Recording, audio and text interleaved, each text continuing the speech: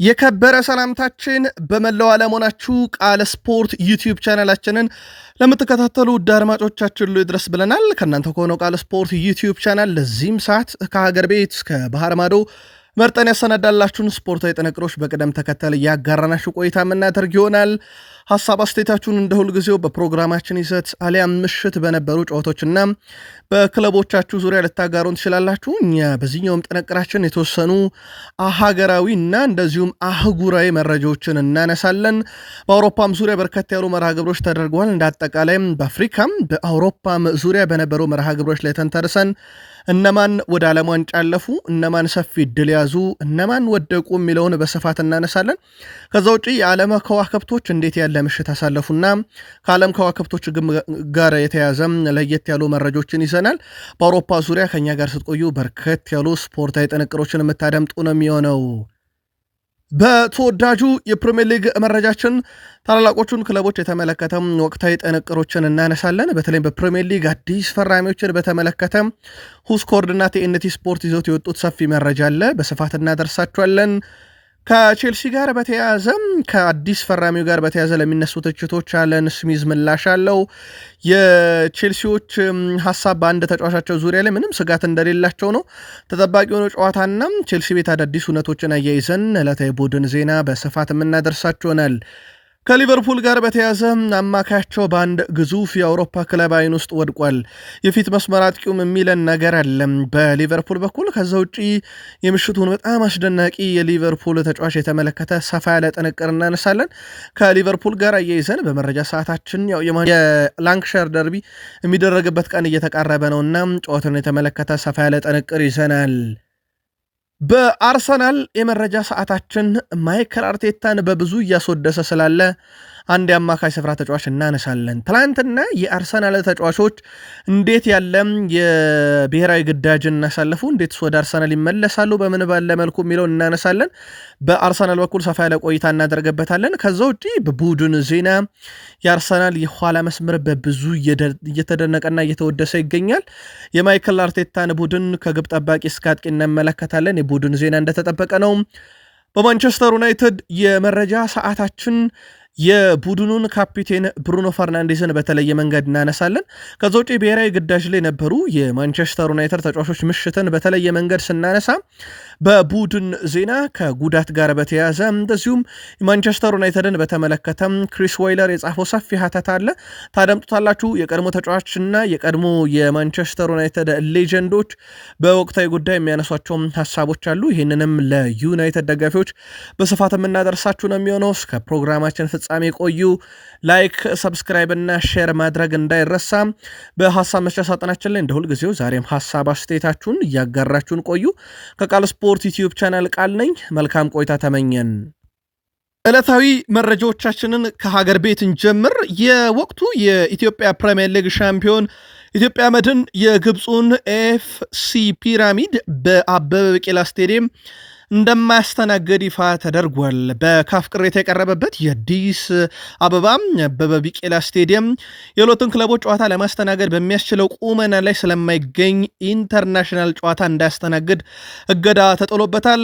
ይህንም ተከትሎ መድን በሁለተኛነት ባስመዘገበው የድሬዳዋ ስቴዲየም ለመጫወት ባሳወቀው መሰረት የካፍ የመጨረሻ ውሳኔ በመጠባበቅ ላይ ይገኛል። የካፍ ተወካዮች በዚህ ሳምንት ወደ አዲስ አበባ በመምጣት በድሬዳዋ ስቴዲየም ላይ ምልከታ ያደርጋሉ ተብሏል። የመጨረሻ ማረጋገጫ በመጠበቅ ላይ የሚገኘው ኢትዮጵያ መድን በሶስተኛ አማራጭ በስደት የመጫወት እድሉ ሰፊ እየሆነ ይመጣል ማለት ነው። የሜዳው ጉዳይም እልባት ባለማግኘቱ የመድን እና የፒራሚድ ጨዋታ መራዘሙን ይፋ ተደርጓል። አዲስ በተሻሻለው መርሃ ግብር መሰረት የሁለቱ ቡድኖች የመጀመሪያ ጨዋታ ጥቅምት 16 የመልሱ ደግሞ ጥቅምት 21 ይካሄዳል። በዚህ መሰረት መድን በኢትዮጵያ ፕሪሚየር ሊግ የመጀመሪያ ሳምንት ከአዳማ ጋር ይጫወታል። የሜዳው ጉዳይ ሴቶች ብሔራዊ ቡድናችንም ስጋት ይሆናል ተብሏል። በነገራችን ላይ መድን የኢትዮጵያ ፕሪሚየር ሊግ የመጀመሪያ ሳምንት ጨዋታ አያደርግም ብለናችሁ ነበር። አሁን ግን ጨዋታው በመራዘሙ ያደርጋል። ግን ድሬዳዋስ ላይ ይጫወታል ወይንስ ልክ እንደ ብሔራዊ ቡድናችን መድንም ስደተኛ ይሆናል? በቀጣይ የምንመለከተው ነው። የ2018 የኢትዮጵያ ፕሪሚየር ሊግ የጨዋታ ትኬቶች እንግዲህ በማህበራዊ ትስስር ገጽ እንዲቆረጡ ተደርጓል። ይህንን ማስቀድመን ነግረናችሁ ነበር። በተለያዩ አማራጮች ትኬቶቹ እንደሚቆረጡ ነው የኢትዮጵያ ፕሪሚየር ሊግ ይፋ ያደረገው። ጨዋታዎቹና ዋጋዎቹን በተመለከተም በድረገጹ ላይ ይፋ ማድረጉን ያስታወቀው የኢትዮጵያ ፕሪሚየር ሊግ አክሲዮን ማህበር የመግቢያ ትኬቶች ለአዲስ አበባ ስቴዲየም ትሪቡን 1000፣ ጥላፎቅ 300፣ ከማናንሼ 200፣ ካታንጋ 120 ብርና ሚስማር ተራና ዳፍትራክ 70 ብር እንዲሆኑ ተወስኗል። በድሬዳዋ የነበረው ጨዋታ ወደ ሐዋሳ መሄዱን ነግረናቸዋል። ስለዚህ በሐዋሳ ደረጃ 1 110 ብር፣ ደረጃ 2 60 ብር፣ ደረጃ 3 30 ብር መሆናቸው ይፋ ተደርጓል። ስለዚህ በኢትዮጵያ ፕሪሚየር ሊግም እንግዲህ የመጀመሪያ 9 ሳምንት ጨዋታዎች በእንደዚህ አይነት መልኩ ትኬቶቹ ይፋ ተደርገዋል። ወደ አፍሪካ መረጃችን ተሻገርን። ወደ ቤተሰቦቻችን ትላንትና በርከት ያሉ በአፍሪካ የዓለም ዋንጫ የማጣሪያ ጨዋታዎች ሲካሄዱ ነበረ። በርከት ያሉ ኃላፊዎችና ወዳቂዎችን ለይተናል። ለአብነት ያክል ናይጄሪያ ትላንትና በጣም ወሳኝ ጨዋታ ነበራት ከቤኒን ጋር። ጨዋታውን ናይጄሪያ 4-0 በሆነ ውጤት ድል አድርጋለች። ቪክተር ኦስሜን በጨዋታው ሃትሪክ መስራት ችሏል። እጅግ በጣም አስደናቂ ምሽት ነበረ ውድ ቤተሰቦቻችን ያሳለፈው። 3ኛው 37ኛውና 51ኛው ደቂቃ ላይ አስቆጥሯል። ቀሪዋን 4ኛ ግብ ፍራንክ ኦያንካ ነበረ 91ኛው ደቂቃ ላይ ለናይጄሪያ ማስቆጠር እየቻለው። በዚህ መሰረት ናይጄሪያም ወደ ጥሎ ማለፏን እናረጋግጣለች ማለት ነው። ስለ አጥቂው ቪክተር ኦስሜን ግን ትንሽ መረጃ እናክል ውድ ቤተሰቦቻችን። ቪክተር ኦስሜን በናይጄሪያ ብሔራዊ ቡድን ውስጥ እንዳጠቃላይ ማለት ነው 44ኛ ጨዋታውን ነው ምሽት ላይ ማድረግ ችሎ የነበረው። በዚህ 44ኛ ጨዋታው ሃትሪክ መስራቱን ተከትሎም የግብ መጠኑን 29 ያደረሰ 12 አሲስቶች ነበሩት። እንደ አጠቃላይ 41 የግብ አስተዋጽኦን ማበርከት የቻለበት ምሽት ነበረ። ቪክተር ኦስሜን ትላንትና ሃትሪክ ከሰራ በኋላ በአጠቃላይ ያለው የግብ ተሳትፎንም ይሄን አድርሶታል። በናፖሊ በጣም አስደናቂ ጊዜ እንደነበረው እናውቃለን። ከዛ በገባው ሰጣ ገባ ምክንያት በጋላታሳራይ 1 ዓመት የውሰት ውል ካሳለፈ በኋላ ባለፈው ክረምት ላይ ትልቅ አጀንዳ ነበረ። በተለይም ስሙ ከዩናይትድ ጋር በስፋት ተያይዞ ይነሳ ነበረ። ከሊቨርፑልም ጋር በተወሰነ መንገድ ስሙን ሰምተን ነበረ። በኋላም ላይ በውሰት በተጫወተበት ጋላታሳራይ በቋሚነት ፈረመ። ወደ 75 ሚሊዮን ዩሮ አካባቢ ወጥቶበት አሁን በጋላታሳራይም ጅማሮ በጣም አስደናቂ ነው። ከሀገሩም ጋር በጣም አስደናቂ የሚባል ጊዜን እንደ አጠቃላይ ያሳልፏል። ትላንት ደግሞ ሃትሪክ መስራት የቻለበት ምሽት ነበር። ደቡብ አፍሪካ ቡድን ከሩዋንዳ ጋር ያደረገችውን የዓለም ዋንጫ የማጣሪያ ጨዋታ 3-0 በሆነ ውጤት ድል ማድረግ ችላለች። ድሉን ተከትሎ ደቡብ አፍሪካ ምድቧን በበላይነት በማጠናቀቅ ለ2026 ዓለም ዋንጫ ውድድር ማለፍ ችላለች። የምድቡ መሪ የነበረችው ቤኒን በናይጄሪያ 4-0 መሸነፏን ተከትሎ መሪነቷን ማስጠበቅ ሳትችል በመቅረቷ ምክንያት ነው። በጨዋታውም እንግዲህ የደቡብ አፍሪካ ብሔራዊ ቡድን ድል ማድረጉን ተከትሎ አንደኛ ሆኖ ሲያልፍ የናይጄሪያ ብሔራዊ ቡድን ሁለተኛ ደረጃ ይዞን ማጠናቀቅ ችሏል። በዚህ መሰረት ከዚህ ምድብ ላይ ደቡብ አፍሪካ አንደኛ ሆና ማለፏን አረጋግጣለች። ናይጄሪያም በ7 ንጹህ ግብ 17 ነጥብ ይዛ በጥሎ ማለፍ ትገባለች ማለት ነው። ቤኒን በ17 ነጥብ በግብ ክፍያ ተበልጣም ወደ 3ኛ ዝቅ ብላ ከዓለም ዋንጫ ተሰናብታለች። ቤኒን እስከ መጨረሻ ሳምንት ከመራችው ምድብ ነው የዓለም ዋንጫ መሰናበቷን በመጨረሻ ቀን ያስረጋገጠችው። ለቤኒናውያን እጅግ በጣም አሰቃቂ ምሽት ነበር ማለት ይቻላል። የሲሸልስ ብሔራዊ ቡድን በዓለም ዋንጫ ማጣሪያ ያደረጋቸውን 10 ጨዋታዎች በሙሉ በሽንፈት የደመደመ ብሔራዊ ቡድን ሆኗል። ብሔራዊ ቡድኑ ለመጨረሻ ጊዜ ያደረገውን ጨዋታ እንኳን በተራ ውጤት አይደለም የተሸነፈው፣ 7-0 ግማሽ ደርዘን ሲደመር 1 ግብ ተቆጥሮበት ነው። ብሔራዊ ቡድኑ ባለፉት 2 ጨዋታ 14 ግቦች ተቆጥሮበታል እንደማለት ነው። ሲሸልስ በማጣሪያው ሁሉንም ጨዋታ የተሸነፈች ብቸኛው ሀገር በመሆን ጥሩ ያልሆነ ታሪክ ጽፋለች። በ10 የማጣሪያ ጨዋታ ይህ ብሔራዊ ቡድን የተቆጠረበት የግብ ብዛት በራሱ 53 ነውና ልክ አንዳንድ ሀገሮች በአነጋጋሪ ሁኔታ እንዳለፉት ሁሉ አንዳንድ ሀገሮች አወዳደቃቸውም እጅግ በጣም አነጋጋሪ ነው። የሲሸልስ አወዳደቅም እጅግ በጣም አነጋጋሪ የሚባል ነው። በአፍሪካ የዓለም ዋንጫ የማጣሪያ መርሃ ግብሮች ሲጠበቁ ከነበሩ ጨዋታዎች አንደኛው የሴኔጋል ብሔራዊ ቡድን ከሞሪታኒያ ጋር የሚያደርገው ጨዋታ ነበረ። ጨዋታው በሴኔጋል 4-0 አሸናፊነት ተጠናቋል። አልቢትሩ በጨመሩት ተጨማሪ ደቂቃ ላይ ከረፍት በፊት ሳዲዮ ማኔ መሪ ያደረጋቸው። ከረፍት እንደተመልሶ 49ኛው ደቂቃ ላይ ተጨማሪ ግብ ሳዲዮ ማኔ ያከለለ ሴኔጋል 65ኛው ደቂቃ ላይ ንዲ 86ኛው ደቂቃ ላይ ዲያሎ ግብ አስቆጥሮ ጨዋታው 4-0 በሆነ ውጤት በሴኔጋል ድል አድራጊነት የተጠናቀቀው። ይህንም ተከትሎ ሴኔጋል ምድቧን በበላይነት በማጠናቀቅ ለዓለም ዋንጫ ማለፏን አረጋግጣለች። ሴኔጋል ለሶስተኛ ተከታታይ ጊዜ ለዓለም ዋንጫ ውድድር ማለፏን እንደዚሁ ያረጋገጠችበት ምሽት ነበረ። ሳዲዮ ማኔ ደግሞ ሀገሩን በማሳለፍ ሂደት ላይ በዚህኛው የውድድር ዓመትም ልክ እንዳለፉት ዓመታት ሁሉ ትልቁን ሚና ተወጥቷል። እጅግ በጣም አስደናቂ ምሽት ነበር። ለማንኛውም ሴኔጋል ምድቧን በአንደኝነት በማጠናቀቅ ወደ ቀጣዩ ዙር አልፋለች። ሌላኛው ተጠባቂ ጨዋታ የነበረው የአይቮሪ ኮስት ነበረ። ኮት ዲቫር ወይም አይቮሪ ኮስት ኬንያን 3-0 በሆነ ውጤት ነው ድል ያደረገችው። 7ኛው ደቂቃ ላይ ኬሲ ግብ አስቆጠረ። 54ኛው ደቂቃ ላይ ዲዮሜንዲ ግብ አስቆጠረ። 85ኛው ደቂቃ ላይ የዩናይትዱ አማድ ዲያሎ በቅጣት ምት በጣም አስደናቂ ግብ አስቆጥሮ ጨዋታው በአይቮሪ ኮስት ወይም ኮት ዲቫር 3-0 አሸናፊነት ተጠናቋል። ምድቡን በአንደኝነት አጠናቃም ለዓለም ዋንጫ ማለፏን ኮት ዲቫር እንደዚሁ ትላንትና ማረጋገጥ የቻለችበት ምሽት ነበረ። ኮት ዲቫር፣ ሴኔጋል፣ ደቡብ አፍሪካ፣ ኬፕ ቨርዴ፣ ጋና፣ አልጄሪያ፣ ግብፅ፣ ሞሮኮና ቱኒዚያ ከአፍሪካ በቀጣይ በአሜሪካ ካናዳና ሜክሲኮ በሚስተናገደው የዓለም ዋንጫ ላይ መሳተፋቸውን ከወዲሁ ያረጋገጡ አፍሪካውያን ብሔራዊ ቡድኖች ሆነዋል። አፍሪካን ወክለው በ2026 ዓለም ዋንጫ ውድድር የሚሳተፉ 9 ብሔራዊ ቡድኖች ተለይተው ታውቋል። በቀጣይ ከአፍሪካ ተጨማሪ አንድ ብሔራዊ ቡድን ዓለም ዋንጫን መቀላቀል ይችላሉ። በማጣሪያ ውድድር ምርጥ ሁለተኛ ሆነ ያጠናቀቁ 4 አገራት በቀጣይ ጥሎ ማለፍ ጨዋታን አድርገው ነው አንድ ብሔራዊ ቡድን ለዓለም ዋንጫ ማለፋቸውን ከአፍሪካ ውስጥ ማረጋገጥ የሚችሉት። ናይጄሪያ፣ ካሜሮን፣ ኮንጎና ጋቦን ለጥሎ ማለፍ ተቀላቅለዋል። ብሔራዊ ቡድኖቹ በቀጣይ በሚደረጉ የጥሎ ማለፍ ጨዋታም እርስ በርስ ተፋልመው አንድ ብሔራዊ ቡድን በቀጣይ 10ኛ ብሔራዊ ቡድን ሆኖ በዓለም ዋንጫ ይሳተፋል። የግማሽ ፍጻሜ ጨዋታ ተጋጣሚዎች ድልድል ከቀጣዩ ፊፋ ሀገራት ወራዊ ደረጃ በኋላ ይፋ ይደረጋል ተብሏል። አንድ ብሔራዊ ቡድን ለመለየት የሚደረገው የጥሎ ማለፍ ውድድር ሞሮኮ ላይ ነው የሚካሄደው እንጂ በሀገራቸው አይደለም ጨዋታ የሚያደርጉት። ስለዚህ በሞሮኮ ጥሎ ማለፉ ከተካሄደ በኋላ ተጨማሪ አንድ አፍሪካዊት ሀገር የዓለም ዋንጫን ትቀላቀለች። ኮት ዲቫር፣ ሴኔጋል፣ ደቡብ አፍሪካ፣ ኬፕ ቨርዴ፣ ጋና፣ አልጄሪያ፣ ግብፅ፣ ሞሮኮ እና ቱኒዚያን በመከተል ማለት ነው። ስለዚህ በአፍሪካም የጥሎ ማለፍ ጨዋታዎች ይቀራሉ ማለት ነው አንድ ኃላፊ ሀገር ለማወቅ። በአውሮፓም ዙሪያ በርከት ያሉ መርሃ ግብሮች ሲደረጉ ነበር። ውድ ቤተሰቦቻችን ዓለም ዋንጫ የማጣሪያ መርሃ ግብር ሲጠበቁ ከነበሩ ጨዋታዎች አንደኛው አንዶራ በሜዳዋና በደጋፊ ፊት ሰርቢያን ያስተናገደችበት ጨዋታ ነበረ። ጨዋታው በሰርቢያ 3-1 አሸናፊነት ተጠናቋል። በሰርቢያ በኩል ጋርሻም የአንዶራው ተጫዋች በራሱ መረብ ላይ ያሳረፈ በ19ኛው ደቂቃ ላይ ቀሪዎቹን ግብ ዱሳን ቪላሆቪች እና ሚትሮቪች ማስቆጠር ችለዋል። በሰርቢያ በኩል በአንዶራ በኩል ብቸኛዋን ግብ ሎፔዝ ነበረ ማስቆጠር የቻለው፣ ግን ሀገሩን ከሽንፈት ሊታደጋት አልቻለም።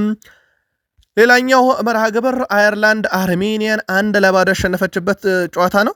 በአየርላንድ በኩል ኢቫን ፈርጉሰን ግቧን ሲያስቆጥር፣ በአርሜኒያ በኩል 52ኛው ደቂቃ ላይ ባርሻጊን በቀይ ካርድ ከሜዳ ለመውጣት ተገዷል። ጣሊያን ከእስራኤል ያደረጉት ጨዋታ በምሽቱ ጨዋታ በጣም ትልቁና ተጠባቂው ጨዋታ ነበረ። ማቴዎ ሩቲጌ በዚህኛው ሳምንት ጨዋታ ፍጹም ቅጣት ምት አለመከነም ግብ አስቆጥሯል። 47ኛው ደቂቃ ላይ አልቢትሩ በጨመሩት ደቂቃ ከረፍት በፊት ከረፍት በኋላ ራሱ በጨዋታ 74ኛው ደቂቃ ላይ አስቆጠረ። 93ኛው ደቂቃ ላይ ማንሲኒ ግብ አስቆጥሮ ጣሊያን እስራኤልን 3-0 በሆነ ውጤት እንደዚሁ ድል ያደረገችበት ምሽት ነበረ። በጣሊያን በኩል ወደ ሁለተኛ ደረጃ እንግዲህ ከፍ ማለት ችላለች ወይም ሁለተኛ ደረጃዋን አስጠብቃለች። ኖርዌይ ናት በነገራችን ላይ ይህን ምድብ በአንደኝነት የምትመራው በ18 ነጥብ፣ ጣሊያን በ15 ነጥብ ትከተላለች። በነገራችን ላይ እዚህ ምድብ እስራኤል፣ ኢስቶኒያና ሞልዶቫ መውደቃቸውን አረጋግጠዋል። ከምድቡ ኖርዌይና ኢታሊያ በቀጣይ አንደኛ ሆኖ ለማለፍና በጥሎ ለማለፍ በሚደረገው ትንቅንቅ ቀጣይ መርሃ ግብር ይጠብቃቸዋል። ቱርክ ከጆርጂያ ወይም ተርኬ ከጆርጂያ ያደረጉት ጨዋታ ነበረ።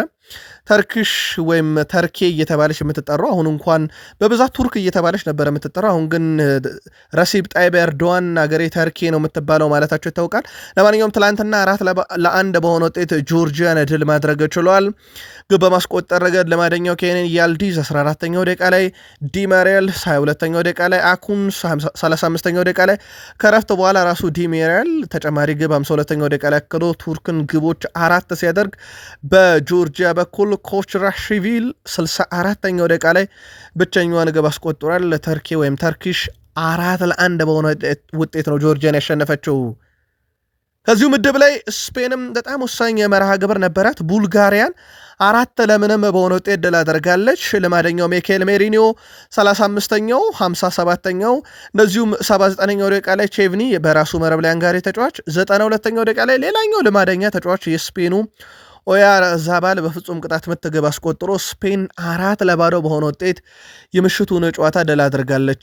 ቡልጋሪያን በአውሮፓ ውስጥ አሁን ለመመልከት በጣም የሚማርኩ አይነት ተጫዋቾች ውስጥ አንደኛው የስፔናዊው የባርሴሎና ተጫዋች ፔድሪ ነው። ትላንትናም በቡልጋሪያ ጨዋታ ላይ 101 ኳሶችን አቀብሏል። በጣም አስገራሚ ቁጥር ነው። 93 በመቶ የማቀበል ስኬት ነበረው። 3 የግብ ዕድሎችን ፈጥሯል። 20 ኳሶችን ሶስተኛ የሜዳ ክፍል ላይ አቀብሏል። 100% ኳስ የማቀበል ስኬት ያውም 100% ረጃጅም ኳሶችን የማቀበል ስኬት ነው። ይሄኛው ሁለቱንም ነው። 5 ኳሶችን በተቃራኒ ሳጥን ውስጥ ነክቷል። 4 ኳስ መልሶ ነጥቋል። 100% የመሬት ላይ ግንኙነቶችን አሸንፏል። እንዴት ያለ አስደናቂ ተጫዋች መሆኑን ትላንትና ተመልክተናል። ምድቡን ስፔን በ12 ነጥብ አሁንም መሪነቷን አጠናክራለች። ተርኬ በ9 ነጥብ ትከተላለች። ጆርጂያ በ3 ነጥብ መውደቋን አረጋግጣለች። ቡልጋሪያ በ0 ነጥብ መውደቋን ያረጋገጠች ሀገር ናት። ምናልባት በቀጣይነት ለማለፍ በሚደረገው ጥረት 2 ጨዋታዎች ይቀራሉ። በእርግጠኝነት መናገር የሚቻለው ስፔን ከዚህ ምድብ ለማለፍ በጣም ቅርቧ ብሔራዊ ቡድን አድርጎ መናገር ይችላል። ተርኬ ሌላኛው ዕድል ያላት ሀገር ናት። በምሽቱ በጣም ተጠባቂው ጨዋታ ፖርቱጋልን ከሃንጋሪ ያገናኘው ጨዋታ ነበረ። ጨዋታው 2-2 በሆናቸው ውጤት ተጠናቋል። በፖርቱጋል ብሔራዊ ቡድን በኩል ለዓለም ዋንጫ ከማለፍ ለጥቂት ሰከንዶች ነው የቀረችው። በነገራችን ለውድ ቤተሰቦቻችን ልማደኛው ክርስቲያኖ ሮናልዶ 22ኛውና 48ኛው ደቂቃ ላይ ከረፍት በፊት አልቢትሩ በጨመሩት ደቂቃ 2 ግቦችን አስቆጥሮ ነበረ። ነገር ግን በሃንጋሪ በኩል ስላይ 9ኛው ደቂቃ ላይ መሪ ያደረጋቸው ዶሚኒክ ሶቦዝ ላይ 91ኛው ደቂቃ ላይ ያቻነቷን ግብ አስቆጥሮ ጨዋታ 2-2 በሆናቸው ውጤት ተጠናቋል። በነገራችን ላይ 2-9 ወደኋላ ብንመለስ ዶሚኒክ ሶቦዝ ላይ እጁን ተይዘው ከሚገቡ ህፃናት መካከል ማስኮት ነበረ። በወቅቱ ሃንጋሪ ከፖርቱጋል በሚያደርጉት ጨዋታ ላይ ያ ታዳጊ አድጎ ነው እንግዲህ ክርስቲያኖ ሮናልዶን ሀገር ለዓለም ዋንጫም በትላንትናው ምሽት እንዳታልፍ ያደረጋት የ91ኛው ደቂቃ ግብ ነበረ። ትላንትና እንደ አይዶሉ በሚያየው ክርስቲያኖ ሮናልዶ ቡድን ላይ ነበረ፣ ብሔራዊ ቡድን ላይ ነበረ ግብ ማስቆጠር የቻለው። ክርስቲያኖ ሮናልዶ ሃንጋሪን ሲገጥም ነገሮች ሁሉ ይቀሉታል። 8 ጨዋታ ተጫውቷል ከሃንጋሪ ጋር 9 ግብና 3 አሲስት አበርክቷለው። ክርስቲያኖ ሮናልዶ ከሃንጋሪ ብሔራዊ ቡድን ጋር ምሽት በነበረው ጨዋታ የጨዋታው ኮከብ ነበር። 2 ግቦችን አስቆጥሯል። 88 በመቶ ኳስ የማቀበል ስኬት፣ 3 ኢላማቸውን የጠበቁ ሙከራዎችን አድርጓል። 6 ኳሶችን ተቃራኒ ፍጹም ቅጣት ምት ውስጥ ነክቷል። 100% ረጃጅም ኳሶችን አቀብሏል። ከ3 የአየር ላይ ግንኙነት አንዱን ማሸነፍ ችሏል። 40 ዓመቱ ነው። በጣት የሚቆጠሩ ወራት በኋላ ወይም በፈረንጆቹ ጃንዋሪ ብለን ፌብራሪ 5 ልደቱ እንደሚከበር ይታወቃል። የ41ኛ ዓመቱ ትላንትናም ሌላ በጣም አስደናቂ ምሽት ነበር። ክርስቲያኖ ሮናልዶ ሀገሩ ለጥቂት ደቂቃዎች ከዓለም ዋንጫም ማለፏን እንግዲህ ሳትችል ብትቀርም ወይም ማለፍ ማረጋገጥ የምትችልበትን አጋጣሚ መጠቀም ባትችልም፣ ነገር ግን ክርስቲያኖ ሮናልዶ አሁንም በጣም ቅርብ ነን ብሏል ለዓለም ዋንጫ። ሮናልዶ ለፖርቱጋል ብሔራዊ ቡድን እንዳጠቃላይ 51 ጨዋታዎችን በዓለም ዋንጫ ማጣሪያ አድርጎ 41 ግቦች 14 አሲስት እና 55 የግብ አስተዋጽኦ አለው። እንዳጠቃላይ ለብሔራዊ ቡድን ያስቆጠረው ግብ 144 ደርሷል። ክርስቲያኖ ሮናልዶ በአንድ ጨዋታ የሰራቸውም የብሬስ ወይም ደግሞ 2 ግቦችን የማስቆጠር ሂደትም የትላንትናውን ጨምሮ 165ኛ ጊዜ ነው በጨዋታ 2 ግቦችን ሲያስቆጠር። ሮናልዶ ከ30 ዓመቱም ካለፈ በኋላ ለፖርቱጋል ያስቆጠራቸውን የግብ ብዛት 90 አድርሷቸዋል። ክርስቲያኖ ሮናልዶ 948ኛ ግቡ ነው በነገራችን ላይ ትላንትና የደረሰው። በእነኚህ 948 ግቦች ላይ ለመድረስ ለስፖርቲንግ ሊዝበን 5፣ ለማን ዩናይትድ 145፣ ለሪያል ማድሪድ 450፣ ለዩቬንቱስ 101፣ ለአልናስር 101 እንደዚሁም ለፖርቱጋል ብሔራዊ ቡድን ከ144 በላይ ግቦችን አስቆጥሮ ነው እዚህ ቁጥር ላይ መድረስ የቻለው። የክርስቲያኖ ሮናልዶ ግብ በማግባት ሂደት ትላንትናም ተጠናክሮ የቀጠለበት ነበረ። ሁለት ተጫዋቾች ጥምረታቸው አነጋጋሪ ነው። የክርስቲያኖ ሮናልዶ እና የሜንዴሽ ትላንትናም አሲስት አድርጎለታል። ሜንዴሽ በነገራችን ላይ በተጫዋቾቹ መካከል እስካሁን የተደረጉት የአሲስት መጠኖች ወደ 5 ደርሰዋል። እነኚህ በሜንዴሽ በኩል በቅርቡ ነው ለፖርቱጋል ብሔራዊ ቡድን መጫወት የጀመረው። ኑኖ ሜንዴሽ ከጨዋታው በኋላ ክርስቲያኖ ሮናልዶ መሪያችን ነው፣ የሱ አስተሳሰብ ያስፈልገናል እና እሱ እዚህ ስላለ ነው አርአያ ያደረግነው። በጨዋታ ውስጥ ሁልጊዜ እሱን ለመፈለግ እሞክራለሁ እና አግኝቼው እሱን በኳስ መመገብ ሂደቱ ያስደስተኛል ብሏል። ከምሽቱ ሂደት በኋላ አንድ መረጃ ስለ ኑኖ ሜንዴሽ ለመጨመር ትላንትና አንድ አሲስት ነበረው ለሮናልዶ። በርካታ የግብ ዕድሎችን ፈጥሯል። 4 በርካታ ታክሎችን ወርደዋል። 83 በመቶ ኳስ የማቀበል ስኬት ነበረው። 6 ኳሶችን ሶስተኛ የሜዳ ክፍል ላይ ያቀብሏል። 100% ረጅም ኳሶቹ ስኬታማ፣ ከ4 ክሮሶች 3ቱ የተሳካለት፣ ከ8 የመሬት ልዩነት 6ቱን ያሸነፈ ድንቅ ምሽት ነበር ማለት ይቻላል። እዚሁ ምድብ ላይ ፖርቱጋል በ10 ነጥብ መሪነቷን አጠናክራ ቀጥላለች። ስለዚህ ቀጣይ አንድ ጨዋታ ላይ 1 ነጥብ ብቻ ትፈልጋለች ፖርቱጋል ለዓለም ዋንጫ ለማለፍ። ሃንጋሪ በ5 ነጥብ ሁለተኛ ናት። አየርላንድ በ4 ነጥብ ሶስተኛ፣ አርሜኒያ በ3 ነጥብ አራተኛ ናት። እዚህ ምድብ ውስጥ በነገራችን ላይ ፖርቱጋል ለማለፍ በጣም ቅርብ የሆነችው ብሔራዊ ቡድን ትሁን እንጂ አንድም ያለፈ ወይም ማለፉን ያረጋገጠ ብሔራዊ ቡድን የለም። በእርግጥ ሃንጋሪም አየርላንድም አርሜኒያም ወደ ዓለም ዋንጫ የማለፍ እድል አላቸው። በተለይም በጥሎ ማለፍ ውስጥም ገብቶ ምርጥ ሆኖ የማለፍ እድል አላቸው። ስለዚህ ቀጣይ ከአንድ ወር በኋላ የሚደረጉት የዓለም ዋንጫ የማጣሪያ ጨዋታ ከዚህ ምድብ በራሱ እጅግ በጣም ተጠባቂ ናቸው። እንግሊዝ ትላንትና ለዓለም ዋንጫ ለማለፍ አንድ ጨዋታ በጣም ያስፈልጋት ነበር፣ የላቲቪያ ጨዋታ። ትላንትና እንግሊዝ ላቲቪያን 5-0 አሸንፋ ወደ ዓለም ዋንጫ ማለፏን ያረጋገጠች አውሮፓዊት ሀገር ሆናለች። እንግሊዝ ትላንትና 5-0 በሆነ ውጤት ስታሸንፍ አንቶኒ ጎርደን 36ኛው ደቂቃ ላይ፣ ሃሪኬን 44ኛው ደቂቃ ላይ፣ ራሱ ሃሪኬን ከረፍት በፊት አልቢትሩ በጨመሩት ደቂቃ 49ኛው ደቂቃ ላይ፣ ከረፍት በኋላ ቶንሲቭ በራሱ መረብ ላይ፣ ኤዜ የአርሰናሉ ተጫዋች 86ኛው ደቂቃ ላይ 5ቱን የእንግሊዝ ብሔራዊ ቡድን ግቦች ከመረብ አሳርፏል። እንግሊዝ ከዚህ ምድብ በ18 ነጥቦች በቀጥታ ማለፏን አረጋግጣለች። አልቤኒያ እና እንደዚሁም ደግሞ ሰርቢያ በቀጣይ ሁለተኛ ሆኖ ምርጥ ሆኖ ለማለፍ ወይም ወደ ማጣሪያ ለመግባት ይፋለማሉ ማለት ነው። ስለዚህ ከአንድ ወር በኋላ በዚህ ምድብም በጥሎ ማለፍ የሚገባውን ብሔራዊ ቡድን እንለያለን እንጂ እንግሊዝ ከምድቡ ኃላፊ መሆኗን አስቀድማ አረጋግጣለች። የእንግሊዝ ብሔራዊ ቡድን ባለፉት 18 ተከታታይ ጨዋታ ጎል አስቆጥሯል። በነገራችን ላይ በሁሉም ጨዋታ ቢያንስ 1 ግብ አስቆጥሯል። ሌላ በጣም አስደናቂ ሪካርድ ነው። ከዚህ ጋር በተያያዘ በእንግሊዝ ብሔራዊ ቡድን በኩል ቶማስ ቱሄል አስደናቂ ስራን እየሰሩ ነው። እንግሊዝ በዓለም ዋንጫ ማጣሪያ ጨዋታ 6 ተጫወተች፣ 6ቱንም አሸነፈች። 18 ግብ በ6ቱ ጨዋታ ስታስቆጠር አንድም ግብ አልተቆጠረባትም። በአማካይ በየጨዋታው 3 ግብ የምታስቆጠር ብሔራዊ ቡድን ምንም የማይቆጠርባት ሆና ነው ወደ ዓለም ዋንጫ ያለፈችው። ሃሪኬን በዚህ ሲዝን 11 ጨዋታ እናደረገ 21 ግቦች ያስቆጠረ 3 አሲስቶች ያሉት እንደ አጠቃላይ 24ኛ የግብ አስተዋጽኦ ነው። ይህ በዚህ ውድድር ዓመት ለባየር ሙኒክም ለእንግሊዝ ብሔራዊ ቡድንም ያበረከተው ነው። በነገራችን ላይ ሃሪኬን 15 ጎሎችን በመጨረሻዎቹ 8 ጨዋታዎች ደግሞ ማስቆጠር ችሏል። በክለብም በሀገርም ደረጃ ማለት ነው። በጣም አስደናቂ የሚባለ ቁጥር ነው። ያው ሃትሪክ የሰራበት ሆፈንሄም አለ፣ 2 ግብ ያስቆጠረባቸው ሃምቡርግ፣ ወርደር ብሬመን እና ፓፎስ እንዲሁም ትላንትና ላቲቪያ ትጠቀሳለች። በብሔራዊ ቡድን ደረጃ 1 ግብ ያስቆጠረው ደግሞ ፍራንክፈርት እና ሰርቢያ ላይ ነው። እነኚህ 15 ግቦች ግን የተገኙት ባለፉት 8 ጨዋታ ላይ ብቻ ነው። በእንግሊዝ ብሔራዊ ቡድን በኩል በብዙ አነጋጋሪ ሆኖ የተከሰተው ተጫዋች ኤሊዮት አንደርሰን ሆኗል።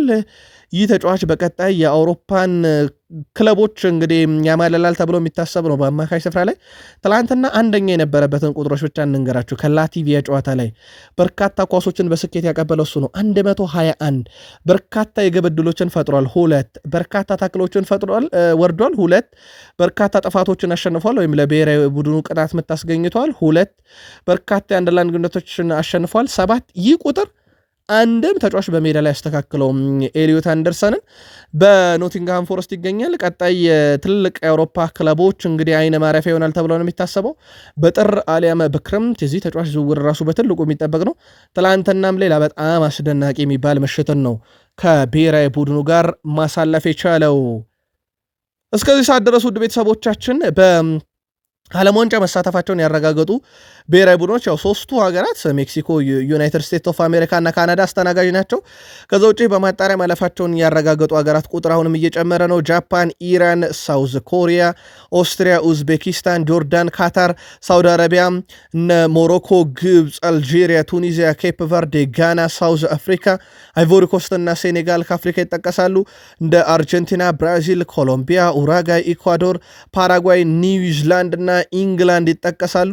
እንደ አጠቃላይ ውድ ቤተሰቦቻችን ቀሪ ብሔራዊ ቡድኖችን ደግሞ በቀጣይ ከአንድ ወር በኋላ በሚደረግ የዓለም ዋንጫ የማጣሪያ መርሃ ግብሮች እናውቃለን እና በጥሎ ማለፍ በሚደረጉ ጨዋታዎች የዓለም ዋንጫም የምድብ ድልድል አርብ ቀን በዲሴምበር 5 2025 ዓ.ም ላይ ይፋ ይደረጋል ውድ ቤተሰቦቻችን። ስለዚህ በቀጣይም በሁለት ወር ባለሞላ ጊዜ ውስጥ የዓለም ዋንጫም የምድብ ድልድል ዕጣ ማውጣት ስነስርዓት የሚካሄድ ይሆናል። ወደ ክለብ እግር ኳስ ስንምጣ ውድ ቤተሰቦቻችን በሪያል ማድሪድ እንጀምር መረጃችንን። የጁድ ቤሊንግሃም ስም አሁን በስፋት እየተነሳ ይገኛል በሚዲያው ላይ።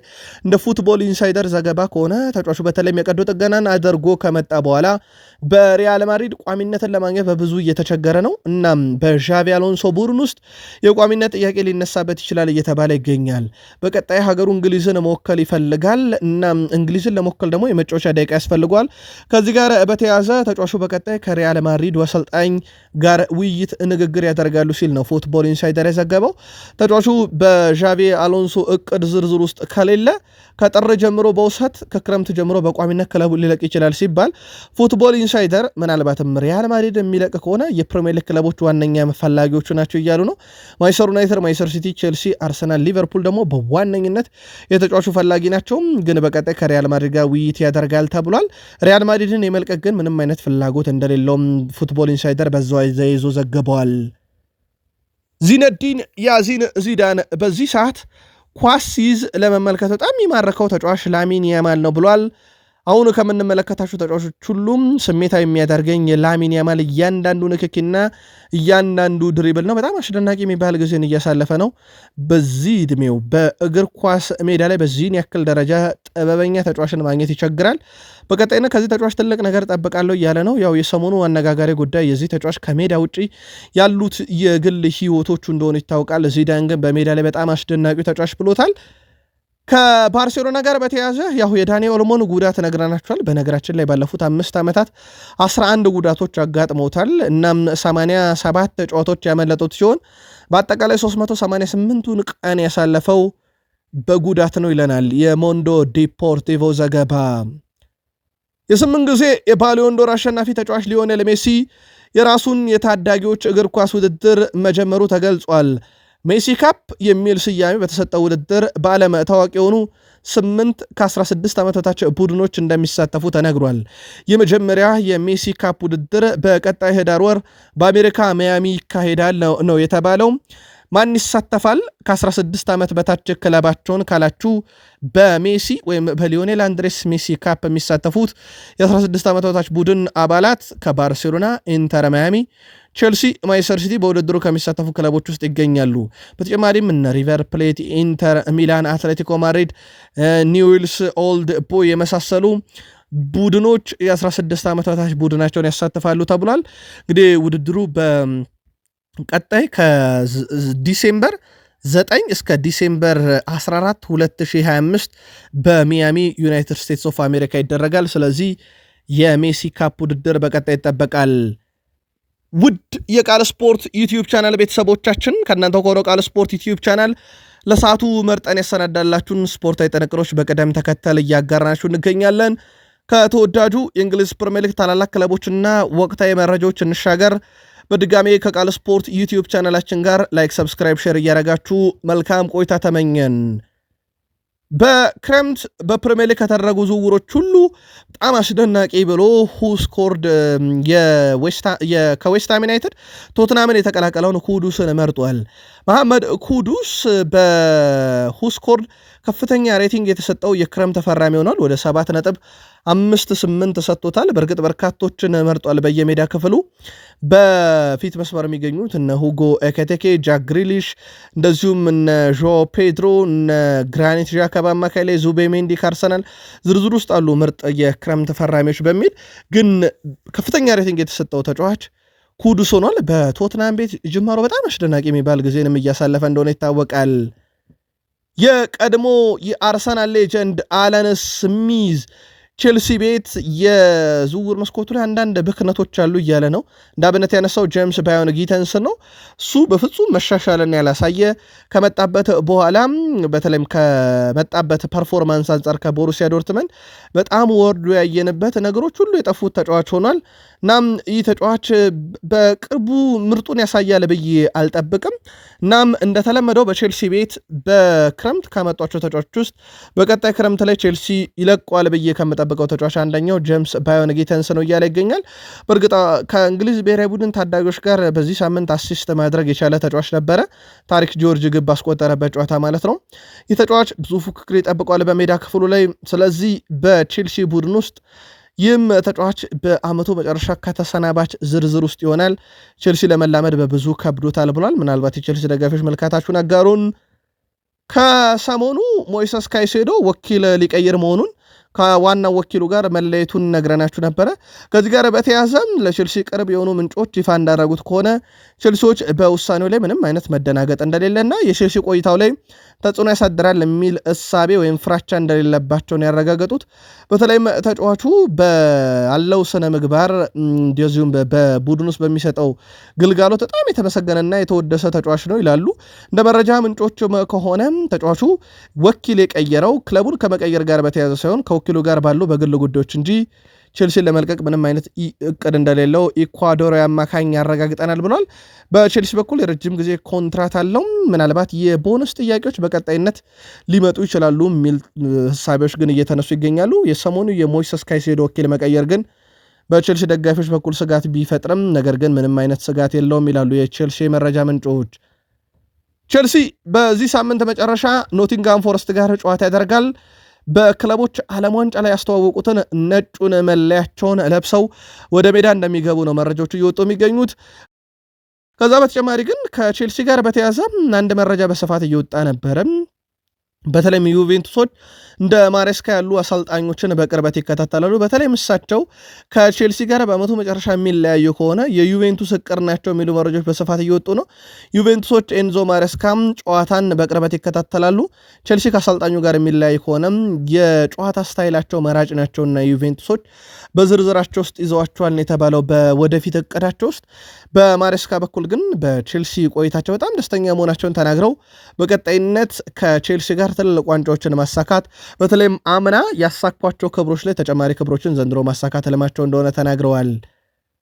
በ2006 በፈረንጆች አቆጣጠር ልክ በዚች ቀን ውድ ቤተሰቦቻችን ጆን ቴሪ የቼልሲ የተከላካይ ስፍራ ተጫዋች ከሬዲንግ ጋር በነበረ ጨዋታ ፒተር ቼክ እና ካርሎ ኩቺ ጉዳት በማጋጠሙ ምክንያት የክለቡ አንደኛና ሁለተኛ ግብ ጠባቂ ሆኖ ተጫውቷል። በነገራችን ላይ ይህ ተጫዋች ጆን ቴሪ ማለት ነው ምንም ግብ አላስተናገደም። 1-0 በሆነ ውጤት ድል አድርገዋል። የቡድኑ ቁልፍ ተጫዋች ሆኖ ነበረ በወቅቱ ያመሸው። ይህ ታሪክ ከተፈጸመ እነሆ 2006 ልክ በዛሬዋ ቀን ነበረ። በወቅቱ የቼልሲ ደጋፊዎች የቃል ስፖርት ዩቲዩብ ቻናል ቤተሰቦች ጨዋታውን የተከታተላችሁ ከነበራችሁ በሀሳብ መስጫ ሳጥናችን ላይ ታስታውሱታላችሁ። ይህን ጨዋታ ጆን ቴሪ ግብ ጠባቂ የነበረበትን አጋሩን። የሊቨርፑሉ የአማካይ ስፍራ ተጫዋች አርጀንቲናዊው አሌክሲስ ማካሊስተር በሪያል ማድሪድ የአማካኝ እጩ ዝርዝር ውስጥ ተካቷል። በእርግጥ በርካቶች አሉ። አሌክሲስ ማካሊስተርም ሌላኛው ነው ይለናል ማርካ ነው መረጃውን ይዞት የወጣው። በነገራችን ላይ ተጫዋቹ 100 ሚሊዮን ዩሮ አካባቢ የውል ማፍረሻ አለው ተብሎ ይጠበቃል። በሊቨርፑል እንደ አዳም ዋርተን፣ ኤንዞ ፈርናንዴዝ የመሳሰሉ የዜድ አልካማሮ እጅግ በጣም አስደናቂ ወጣት ተጫዋች ስሚዝም በዝርዝር ውስጥ አሉ። የ26 ዓመቱ አሌክሲስ ማካሊስተር በሊቨርፑል ቤት ውስጥ በዚህ ዓመት በጅማሮ ደረጃ በጉዳት ምክንያት በወጥነት እያየ ነው አይደለም። ይህ የአማካኝ ስፍራ ተጫዋች ግን ባለፈው ዓመት በጣም አስደናቂ ጊዜን በሊቨርፑል ቡድን ውስጥ አሳልፏል። አሁን የሪያል ማድሪድ ባለሙያዎች አይን ውስጥ ወድቋል እየተባለ ይገኛል። በሪያል ማድሪድ በኩል በቀጣይ በዚህ ተጫዋች ላይ ምን ያህል ጥረት ያደርጋሉ የሚለው ቀጣይ ክረምት ላይ ነው የሚጠበቀው። ግን ሪያል ማድሪድ በቀጣይ ውድድር ዓመት የሉካ ሞድሪች እና የቶኒ ክሮስ ሁነኛ ተተኪ ተጫዋችን በመሃል ሜዳ ላይ ማምጣት ይፈልጋሉ። ለዚህም በዝርዝር ውስጥ ማካሊስተር በሊቨርፑል በኩል ከተያዙት ውስጥ ይጠቀሳል። ኮዲ ጋክፖ ሊቨርፑል በጣም ልዩ ቦታ ነው። እዚህ ያሉ ሰዎች ሁሉ በጣም አስደናቂ ናቸው። በእያንዳንዱ ጨዋታችን ላይ ደግሞ በጣም አስደናቂ ደጋፊዎች አሉን። በስቴዲየማችንም ከሜዳችንም ውጭ ስንጫወት እነኚህ ደጋፊዎች አይለዩንም። የተሻለ ነገር እንድናመጣ በብዙ ያግዘናል ብሏል። ይህንን የሊቨርፑል ደጋፊ ወደ ኔዘርላንድ ሄጄ ለብሔራዊ ቡድን ግልጋሎት ከሰጠው በኋላ ወደ ሊቨርፑል ስመጣ ልክ ወደ ቤቴ የመጣው ያህል ነው የሚሰማኝ። እዚህ በጣም ጥሩ ምቾት ተሰምቶኛል። ለሌና ለቤተሰቦቼ በጣም ጥሩ ቦታ ነው ብሏል። መርሳይድ ሊቨርፑልን በሊቨርፑል ያለው የቡድን ስኳድ ዴብዙ ዘንድሮ ለብዙ ነገር ምቹ ነው ያለ ሲሆን ኮዲ ጋክፖ ይህ ቡድን ልክ እንደ ቤቴ ነው በዘንድሮ ውድድር ዓመት ጠብቁ ብሏል። ምናልባት ትላንት ምሽት ላልተከታተላችሁን ከኮዲ ጋክፖ ሀሳብ ውስጥ በዘንድሮ ውድድር ዓመት ለ4 ዋንጫ ብንፋለምም ትኩረት በዋነኝነት የምንሰጠው ግን የአውሮፓ ሻምፒዮንስ ሊግ ውድድር ነው ማለቱን በምሽት መረጃችን አድርሰናችሁ ነበረ። ዶሚኒክ ሴቦዝ ላይ እንመልከት። ትላንትና ሀገሩ ሃንጋሪ እንግዲህ በዓለም ዋንጫ ማጣሪያ ጨዋታ ላይ ተስፋ እንዲኖራት ያደረገ የፖርቱጋልን ለዓለም ዋንጫ በቀጥታ ማለፍን ለአንድ ጨዋታም ቢሆን ያራዘመ ምሽት አሳልፏል። ዶሚኒክ ሴቦዝ ላይ ትላንትና 90 ደቂቃ ነው የተጫወተው። 1 ጎል 1 አሲስት ነበረው። ከ34 ኳሶች 29 ስኬታማ ነበሩ። 85% የማቀበል ስኬት፣ 3 ቁልፍ ኳሶችን ያቀበለ፣ አንድ ትልቅ የግብ ዕድል ፈጠረ። ከ3 ረጅም ኳስ 2 ስኬታማ ነበሩ። ዶሚኒክ ሴቦዝ ላይ በጨዋታው ላይ ወደ 8.7 ሬቲንግ ነው የተሰጠው። በጣም አስደናቂ የሚባል ምሽትን ከሊቨርፑል ተጫዋቾች አሳልፈዋል። ያለ ጉዳት ወደ ላንክሻየር ደርቢ ጨዋታ ይመጣል ማለት ነው። ግን በርካታ ደቂቆችን ማድረጉን ተከትሎ ምናልባት የድካም ስሜት በትልቁ ሊነሳ ይችላል። በእርግጥ የሁሉም ክለቦች ጥያቄ ነው ይህ በብሔራዊ ቡድን ተጫዋቾች ረጅም ጊዜን አሳልፈው መምጣታቸው ከረፍት ጋር በተያያዘ። በላንክሻየር ደርቢ በቀጣይ እሁድ ይጠበቃል። ማንቸስተር ዩናይትድ ከሊቨርፑል አንፊልድ ላይ ነው የሚደረገው። አንፊልድ ላይ ሊቨርፑል በዩናይትድ ከተሸነፈ 9 ዓመት ሆኖታል። ለመጨረሻ ጊዜ ዩናይትድ ሊቨርፑልን ሲያሸንፍ ዋይኒ ሩኒ የማንቸስተር ዩናይትድ ተጫዋች ነበር። ከዛን ጊዜ ጨምሮ እንግዲህ ወደ 7 አሰልጣኞችን ዩናይትድ ቀይሯል። በእነዚህ ዓመታት ሊቨርፑል ማንቸስተር ዩናይትድ በሊጉ ብቻ 36 ጎሎችን አስቆጥሯል። በየዓመቱ በአማካይ 4 ጎሎችን እንደማለት ነው። እሁድ አንፊልድ ላይ ይጫወታሉ። እንግዲህ እሁድ ሊቨርፑል ባለፉት 9 ዓመታት ያስጠበቀውን ሪካርድ ለመጠበቅ የሚያደርገው ጨዋታ፣ ዩናይትድ ደግሞ ባለፉት 9 ዓመታት ድል ያደረገበትን የአንፊልድ ሮድ ስቴዲየም ጨዋታ ድል ለማድረግ የሚደረግ ትልቅ ትንቅንቅ ነው። ጨዋታው በትልቁ እየተጠበቀ ይገኛል። ተጨማሪ መረጃዎችን በየዕለቱ በጨዋታው ዙሪያ እያጋራናችሁ ምንቀጥል ይሆናል። ማይክል አርቴታ በብዙ የተወደሱበትና በብዙ የተደነቁበት ሚኬል ሜሪኖን እንመልከት። የእሳቸው ስራ እየተባለ ነው ሚኬል ሜሪኖ። በነገራችን ላይ ማይክል አርቴታ ሚኬል ሜሪኖን ሁሉንም አጥቂዎቻቸውን በጉዳት ሲያጡ የመጀመሪያ የ9 ቁጥር ሐሰተኛው ተጫዋች ምርጫቸው እሱ ነበረ። የዛሬ ዓመት ፌብራሪ አካባቢ ነበረ የፈረንጆች አዲስ ዓመት ገብቶ በሁለተኛው ወር ላይ የነበሯቸውን አጥቂዎች ሁሉ በጉዳት አጡ ማይክል አርቴታ። ከዛ እሱን ሐሰተኛ 9 ቁጥር ካደረጉት በኋላ ለአርሰናል እና ለስፔን 15ኛ ግቡ ላይ ደርሷል። ውድ ቤተሰቦቻችን ሚኬል ሜሪኖ ለስፔን ባረጋቸው ባለፉት 4 ጨዋታ 6 ጎሎችን አስቆጥሯል። በጣም አስደናቂ አነጋጋሪ ቁጥሮች አሉት። ማይክል አርቴታ ደግሞ በዚህ በብዙ እየተወደሱ ይገኛሉ። በተለይም እሳቸው ትሮሳርድን በተለይ በትልቁ እነ ማርቲኔሊን በሐሰተኛ 9 ቁጥር ይጠቀማሉ ሲባል አማካዩን ወስዶ መጠቀማቸው ያን ያስተችቷቸው ነበረ። ግን ውጤቱ ውብ መሆኑን አሳይተዋል። እሳቸው ራሱ በሚኬል ሜሪኖ አርሰናል ቆይተው በብሔራዊ ቡድኑ በጣም አስደናቂ ነው። በርካቶች ማይክል አርቴታን እየወደሱ ይገኛሉ። ትላንት ጣሊያን 3-0 ባሸነፈችበት ጨዋታ ሪካርዶ ካላፊዮሪ ሀገሩ ጣሊያንን ወክሎ ተጫውቷል። 90 ደቂቃ መጫወት የቻለ ሲሆን ጉዳት አላስተናገደም፣ ግን ረጅም ደቂቃን ማሳለፍ ችሏል። በሁለቱም ኢንተርናሽናል ብሬክ ጨዋታዎች ምናልባት ከድጋም ጋር የተያያዘ ጥያቄ ብቻ ይነሳል።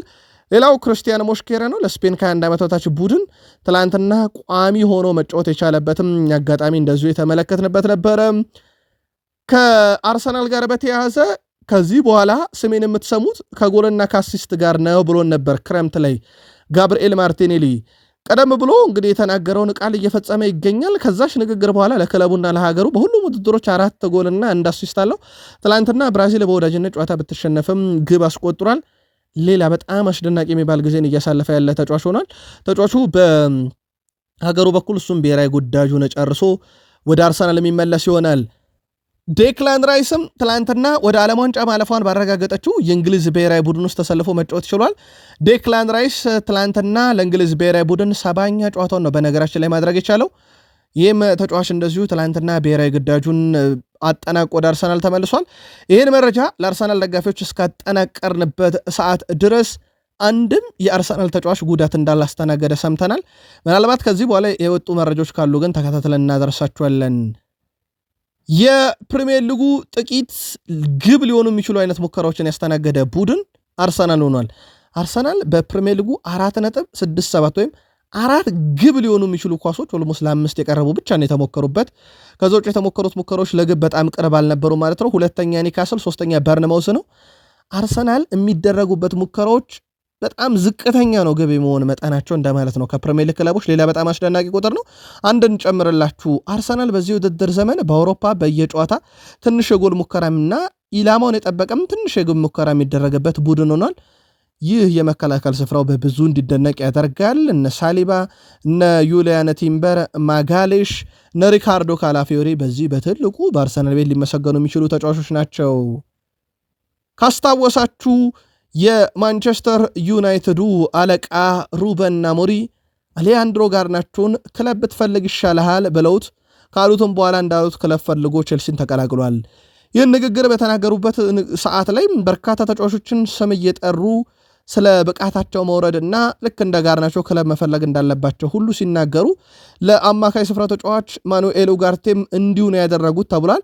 ፖርቱጋላዊው የማንቸስተር ዩናይትድ አሰልጣኝ ሩበን አሞሪም በወርሃ ግንቦት አሌሃንድሮ ጋርናቾን አንተን ለማስፈረም የሆነ ክለብ እንዲጠይቅ ብትጸልይ ይሻላል ባሉበት ምሽት በዛኑ ስብሰባ ላይ ማኑኤል ኡጋርቴን በስፖርቲንግ ሊዝበን እንደነበርከው አይነት አይደለህም፣ ስለዚህ ወደዛ ብቃት መምጣትና መሻሻል ይጠበቅብሃል ብለዋል። በእርግጥ ዩናይትድ በቀጥታ ከሳቸው ክለብ ስፖርቲንግ ሊዝበን ሳይሆን አምጥቶት የነበረው በወቅቱ ከፓሪስ ሰን ዠርሜን ነው። በዛ በኩል ነበር የመጣው። ልትሻሻል ይገባል ብለውታል። የፖርቱጋል ብሔራዊ ቡድን ትላንትና አቻ በወጡበት ጨዋታ ላይ በጨዋታው ብሩኖ ፈርናንዴስ 62 ደቂቃዎችን ተሰልፎ መጫወት ችሏል። ግን ብሩኖ አሁንም የተወሰኑ ድካም እንዳሉበት የተመለከትንበት ጨዋታ ነበረ። በጨዋታው ላይ ረፍት እንደሚያስፈልገው አሰልጣኝ ሁሉ የገባቸው ይመስላል። ብሩኖ በተለይም በሩበን አሞሪም ያለ ቦታው ሚና እየተሰጠው የሚደክም ተጫዋች ሆኗል በዚህ ዓመት። ከዛ ውጭ ሀገሩንም ወክሎ በየጨዋታዎቹ እየተሳተፈ ነው። ትላንትና ድካም ያስተዋሉበት አሰልጣኙ 62ኛ ደቂቃ ላይ ቀይረው አስወጥተውታል። በማንቸስተር ዩናይትድ በኩል ዲየጎ ዳሎ በጨዋታው ላይ ምንም አይነት ደቂቃ አላገኘም። በዚህ መሰረት የፖርቱጋሎቹ ተጫዋች ዲያጎ ዳሎ እና ብሩኖ ፈርናንዴስ ያለምንም ጉዳት ወደ ማንቸስተር ዩናይትድ ካምፕ እንደሚቀላቀሉ ተረጋግጧል። አማድ ዲያሎ ለሀገሩ አይቮሪ ኮስት ትላንትና በጣም አስደናቂ ጣት የምታስቆጥሮ ነው ሀገሩም እንድታልፍ የረዳው። ሀገሩ አይቮሪ ኮስት ወደ ዓለም ዋንጫ አልፋለች። ከዛ በተጨማሪ ትላንትና 3-0 አይቮሪ ኮስት ስታሸንፍ ፍራንኬሲ 7ኛው ደቂቃ ላይ ያስቆጠረው ግብ ከአማድ ዲያሎ የተገኘች ናት። እንደዚሁም አሲስት ያደረገው ማለት ነው። እንደዚሁም 84ኛው ደቂቃ ላይ በቅጣት ምት ግብ ማስቆጠር ችሏል። 87ኛው ደቂቃ ላይ ተቀይሮ ወጥቷል። 8.7 ደግሞ በጨዋታው ያገኘው ሬቲንግ ነው። በነገራችን ላይ ከአይቮሪ ኮስት የትኛውም ተጫዋች በላይ ከፍተኛውን ሬቲንግ ያገኘውም አማድ ዲያሎ ነው። ጋብሪኤል ቢያንቼሪ ለዌልስ ከ21 ዓመት በታች ብሔራዊ ቡድን ቋሚ ሆኖ በጀመረበት የመጀመሪያ ጨዋታው የመጀመሪያ ግቡ እንደዚሁ ያስቆጥሯል። ታዳጊ ተጫዋች ነው። ይህን ስም እንዳትረሱት ብለናችሁ ነበረ። ጋብሪኤል ቢያንቼሪን የማንቸስተር ዩናይትድ የወደፊቱ ትልቁ ተስፋ ይሆናል ብለን ደጋግመን ከአምና ጀምሮ ስንናገር ነበር። በርካታ ዩናይትዳውያንም ይህ ተጫዋች በዋናው የማንቸስተር ዩናይትድ ቡድን ውስጥ ተሰልፎ ካየ ነው ቃል ስፖርትን አንረሳውም ስትሉ ነበር። ትላንትና የመጀመሪያ ግቡን ጋብሪኤል ቢያንቼሪ ለብሔራዊ ቡድኑ ማስቆጠር ችሏል። ወጣቶችን ካነሳን የማንቸስተር ዩናይትድ መለማዮች በብዙ ወድሰው ወደ ቡድኑ ያመጡት ኮኔ በዩናይትድያን ዘንድ በጣም አስደናቂ ተጫዋች ሆኖም አሳልፈዋል። በወጣት ቡድን ውስጥ በክለቡ ውስጥ ለመቆየትም ከወሰኑ በኋላ በተለይም ዩናይትዶች በክለቡ እንዲቆይ በውሰት ላለመስጠት ማለት ነው ጅማሮ ጥሩ ነበር። ነገር ግን ተጫዋቹ ባስተናገደው ጉዳት ምክንያት በአይኑ ዙሪያ ላይ በተለይም ከበድ ያለ ያጠንት ጉዳት አስተናግዶ ነበረ። ያው ጭንብል ለብሶ ነው ከዚህ በኋላ ጨዋታ የሚያደርገው። የ19 ዓመት ተጫዋች አሁን ላይ በጥሩ ሁኔታ አገግሟል ተብሏል። በቅርቡ ወደ ሜዳ ይመለሳል። በሩበን አሞሪም ቡድን ውስጥ በቀጣይነት ከሚጠበቁ ታዳጊ ተጫዋቾች አንደኛው ነበር። ለማንኛውም አሁን በጥሩ ሁኔታ ማገገም ላይ እንደሚገኝ ነው ክሪስ ዋይለር የዘገበው። ግሌዘሮች ማንቸስተር ዩናይትድን እስከ 27 ለመሸጥ እቅድ እንዳላቸው ይታወቃል። በነገራችን ላይ ወደ 6.6 ቢሊዮን ዶላር ነው መሸጥ የሚፈልጉት። ይህም ማለት ከ20 ዓመት በፊት በ790 ሚሊዮን ፓውንድ ነው የገዙት ይህንን ክለብ። በነገራችን ላይ አስቀድሞ በሼክ ጃሲም ቢን ሐመድ አልታን የሚመራ የኳታር ጨረታ ለማንቸስተር ዩናይትድ አጠቃላይ ቡድን ያቀረበው 6.06 ቢሊዮን ዶላር ነበረ። አሁን እነሱ ለ75% ድርሻቸው 6.6 አድርገውታል፣ አሳድገውታል። ለሙሉ ቡድኑ ከቀረበው ገንዘብም በላይ ማለት ነው። አሁን ላይ ከማንቸስተር ዩናይትድ ጋር ስሙ እየተያዘ የሚገኘው የመካከለኛው ምስራቅ ጥምረት ግሌዘሮች የጠየቁትን ዋጋ ስለማሟላት የተሰማ ምንም አይነት ማረጋገጫ የለም። ቱርኪ አልሼክ በሰጡት ፍንጭ መሰረት ቡድን የተመሰረተው በዩናይትድ አረብ ኤሚሬት ነው ተብሎ እንደሚታመን ይታወቃል። ይህንን ክለብ ወይም ዩናይትድን ይገዛል ተብሎ የሚጠበቀው ግን ምንም የተረጋገጠ ነገር የለም። መረጃው የክሪስ ዋይለር ነው። ዩናይትድ ሰዎች በግሌዘር በኩል 6.6 ቢሊዮን ዶላር ይፈልጋሉ ተብሏል። ለዩናይትድ 75% ድርሻቸው። አሁን ላይ ክለብ ውስጥ ያሉ በተለይም የተጫዋች ቅጥር ላይ የሚሰሩ ሙሉ በሙሉ በማንቸስተር ዩናይትድ ምን እንደሚያስፈልግ ምን እንደማያስፈልግ አያውቁም ብሏል ፖል ስኮልስ። ማንቸስተር ዩናይትድ ውስጥ ያሉ ሁሉም የሚፈልጉትን አያውቁም፣ የሚያስፈልገውን አያውቁም። አማካይ ሲፈለግ አጥቂ ሲፈለግ አማካይ፣ ተከላካይ ሲፈለግ ግብ ጠባቂ የሚያስፈርሙ ናቸው። ማንቸስተር ዩናይትድ ለዚህ ነው ችግር ውስጥ እየገባ ያለው። ዩናይትድ ችግሩን አይደለም ብሏል። በተለይም እየተፈታለት ያለው ቡድኑ ከችግሩ ይልቅ ችግሩ ላይ መፍትሄ የማይሆኑ ተጫዋቾች ወደ ቡድኑ እየመጡ ነው። ያ ለዩናይትድ ለውጥ እንዳይመጣ እንቅፋት ሆኗል ብለዋል ፖል ስኮልስ። ምናልባት በርካታ ዩናይትዳውያን የሚጋሩት ሀሳብ ይመስላል። ከዛ በተጨማሪ ፖል ስኮልስ ትላንት ምሽት በነገርናቸው መረጃ መሰረት ሰር ጂም ራትክሊፍ ለሩበን አሞሪም 3 ዓመት መስጠት አለብኝ አሉ። ምን እንዲሉ ጠብቃችሁ ነበር? አባረዋለሁ ካልኮ ጫናውስ ቡድኑ ይወድቃል። ስለዚህ ሊሉ የፈለጉት ነገር አላባረውም ሳይሆን ከጫና እየጠበቁት ነበር ማለታቸውን በምሽት መረጃችን ነግረናችሁ ነበረ። ውድ የቃል ስፖርት ዩቲዩብ ቻናል ቤተሰቦቻችን የሮብ ማለዳ ስፖርታዊ ጥንቅር ተጠናቀቀ። ከጥቂት ደቂቃዎች በኋላ ተጨማሪ መረጃዎችን ይዘን ከቃል ስፖርት ዩቲዩብ ቻናል እንገናኝ። ሰናይ ቀን